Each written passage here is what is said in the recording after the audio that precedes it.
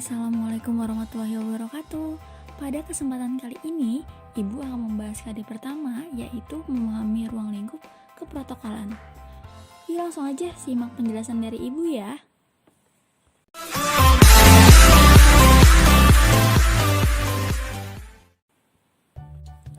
Nah, dari yang pertama, udah ada yang tahu belum nih apa sih pengertian dari protokol? Protokol adalah kumpulan atau keseluruhan naskah yang isinya terdiri atas catatan persetujuan, perjanjian yang meliputi lingkup nasional maupun internasional. Nah, kalau kita membahas mengenai protokol, pastinya sekarang ini sering mendengar ya istilah protokol, yaitu protokol kesehatan. Masih ingat tidak? Bulan Maret lalu, pemerintah telah menyusun protokol utama dalam penanganan kasus penyebaran virus COVID-19. Protokol yang diterbitkan yaitu protokol kesehatan, protokol komunikasi, protokol pengawasan perbatasan, protokol area pendidikan, dan protokol area publik dan transportasi. Protokol tersebut telah dilaksanakan di seluruh Indonesia oleh pemerintah dengan dipandu secara terpusat oleh Kementerian Kesehatan. Nah, selanjutnya, keprotokolan adalah aturan yang menyangkut penyelenggaraan acara-acara resmi atau acara kenegaraan. Suatu acara tidak akan berjalan dengan baik dan lancar tanpa adanya protokol. Oleh karena itu, keprotokolan sangat diperlukan ya, terutama pada acara resmi. Pihak yang bertindak sebagai pengemban tugas keprotokolan dikenal dengan istilah protokoler ya.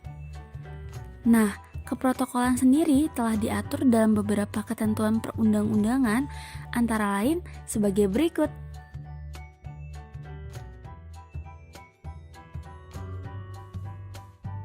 Menurut Undang-Undang Nomor 9 Tahun 2010 tentang keprotokolan, yang pertama adalah pejabat negara. Pejabat negara adalah pimpinan dan anggota lembaga negara sebagaimana dimaksud dalam Undang-Undang Dasar Negara Republik Indonesia tahun 1945 ya, dan pejabat negara yang secara tegas ditentukan dalam undang-undang. Nah, bisa dilihat gambar berikut yang termasuk ke dalam pejabat negara, yaitu Presiden Indonesia kita, yaitu Bapak Joko Widodo.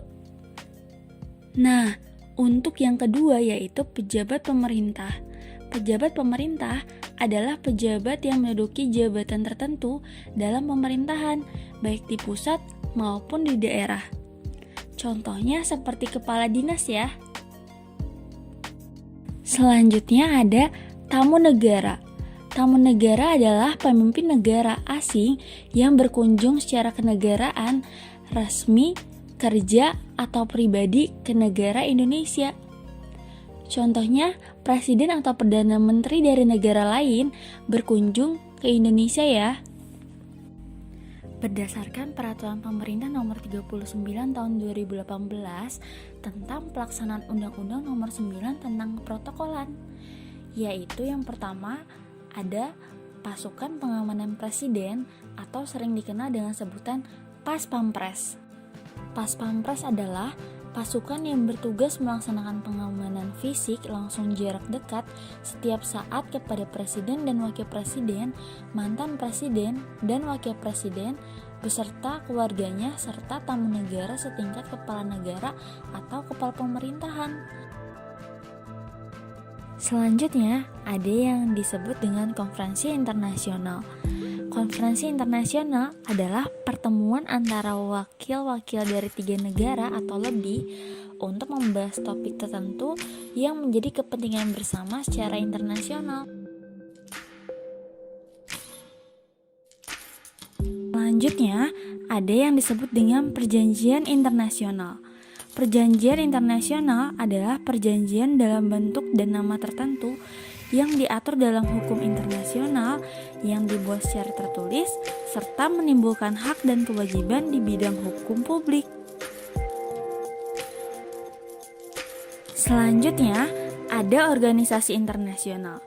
Organisasi internasional adalah organisasi antar pemerintah yang diakui sebagai subjek hukum internasional dan mempunyai kapasitas untuk membuat perjanjian internasional.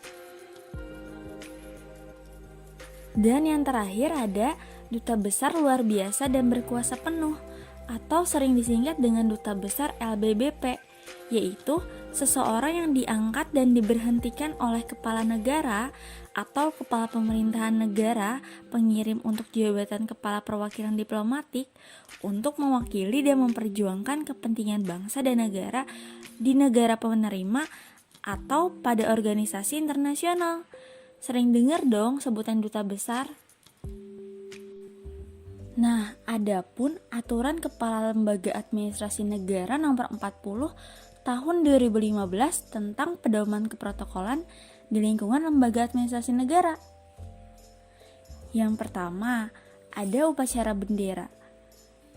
Nah, upacara bendera ini pasti udah pada tahu ya, yaitu kegiatan pengibaran atau penurunan bendera merah putih yang dilaksanakan dalam rangka memperingati hari-hari besar nasional seperti HUT Proklamasi Kemerdekaan Republik Indonesia.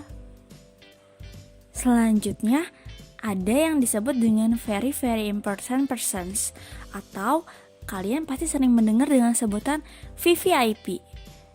VVIP adalah Presiden dan Wakil Presiden beserta keluarganya, tamu negara setingkat kepala negara atau kepala pemerintahan, serta pimpinan organisasi internasional. Selain ada VVIP, ada juga very important persons atau sering disebut dengan VIP.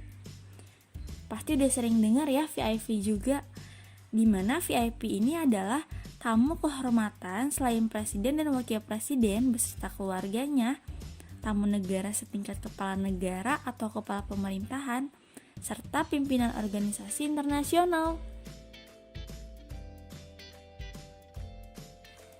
Nah, dan yang terakhir ada tim protokol, yaitu tim yang diberikan tugas oleh pejabat yang membidangi urusan keprotokolan atau bagian yang membidangi administrasi umum dan perguruan tinggi di lingkungan lembaga administrasi negara untuk mengatur serta melaksanakan tugas pelayanan keprotokolan dalam berbagai kegiatan sesuai dengan aturan dan ketentuan yang berlaku.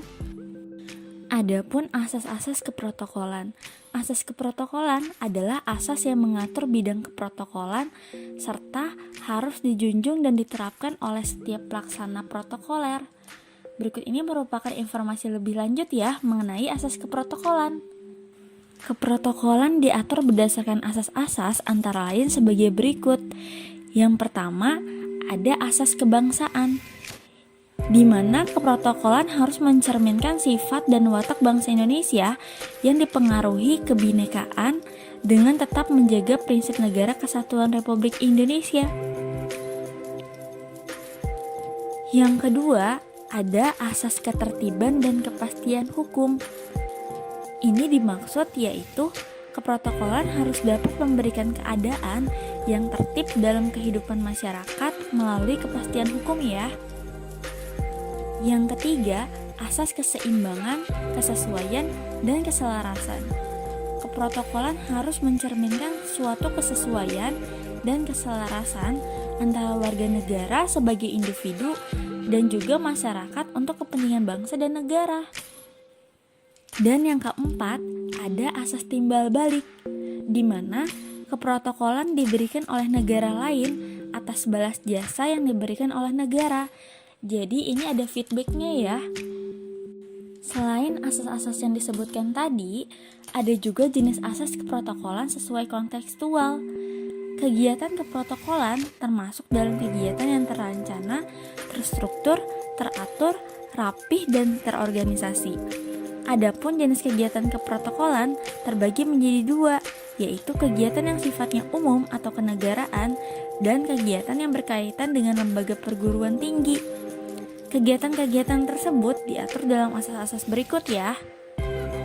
Yang pertama, ada asas kenegaraan, yaitu asas yang meliputi norma yang mengatur terciptanya hubungan baik dalam bangsa sendiri ataupun dengan bangsa dan negara lain. Asas kenegaraan diterapkan dalam kegiatan kunjungan tamu negara di dalam negeri ataupun kunjungan perwakilan Republik Indonesia ke luar negeri. Yang kedua, ada asas kebangsaan. Dalam asas kebangsaan, pengaturan dilakukan selaras dengan kedudukannya sebagai lambang kedaulatan untuk meningkatkan jiwa dan semangat kebangsaan. Asas kebangsaan diterapkan dalam urutan kunjungan pejabat Republik Indonesia dan tamu asing di daerah serta penghormatan jenazah dengan menggunakan bendera kebangsaan. Yang ketiga, asas pergaulan, yaitu asas yang meliputi seperangkat peraturan mengenai perilaku dalam tata pergaulan resmi. Asas pergaulan ini diterapkan dalam kegiatan resmi yang melibatkan pemerintah negara dan wakil-wakilnya ya, ataupun tamu negara yang berasal dari luar negeri. Nah, biasanya asas pergaulan ini mengatur tata cara bergaul dan bertingkah laku sehingga hubungan baik antara pihak-pihak yang berinteraksi tetap terjaga. Dan yang terakhir, ada asas acara, yaitu asas yang mengatur kegiatan yang bersifat resmi, termasuk memberikan penghormatan dan pelayanan kepada seseorang sesuai dengan jabatan dan kedudukannya. Nah, selanjutnya ada unsur-unsur keprotokolan. Ada beberapa unsur-unsur keprotokolan, diantaranya sebagai berikut ya. Yang pertama, ada tata cara, yaitu menentukan tindakan yang harusnya dilaksanakan dalam suatu acara tertentu menurut aturan atau adat kebiasaan yang sudah ada atau sudah diterapkan sebelumnya ya.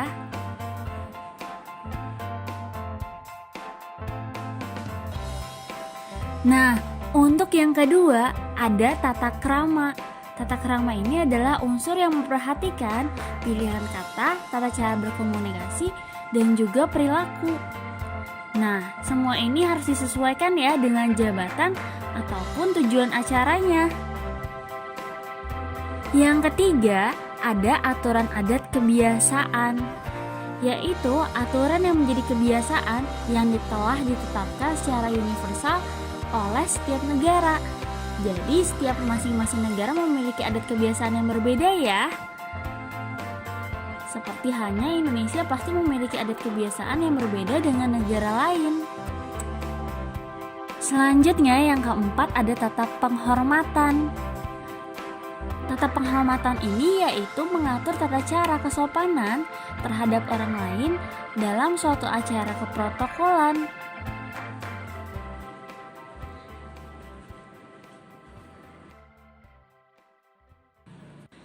Untuk selanjutnya ada syarat-syarat mengenai petugas keprotokolan ya. Nah, orang yang mengatur kegiatan protokol ini adalah pejabat atau petugas bagian protokol yang memiliki pengetahuan dan kompetensi dalam menyelenggarakan kegiatan keprotokolan. Seperti yang sudah dibahas sebelumnya, petugas yang menjalankan kegiatan protokol ini disebut dengan protokoler.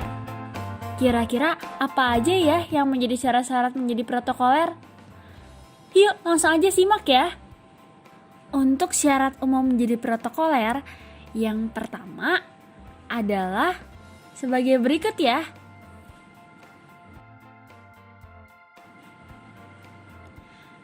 Mempunyai pengetahuan tentang kegiatan keprotokolan. Jadi harus tahu apa aja sih kegiatan keprotokolan itu. Yang kedua, mempunyai kemampuan berkomunikasi yang baik. Hal ini sangat penting ya. Yang ketiga, kreatif, terampil, dan cekatan. Yang keempat, mampu mengambil keputusan dengan cepat dan cermat ya. Dan selanjutnya, percaya diri dan berpenampilan menarik.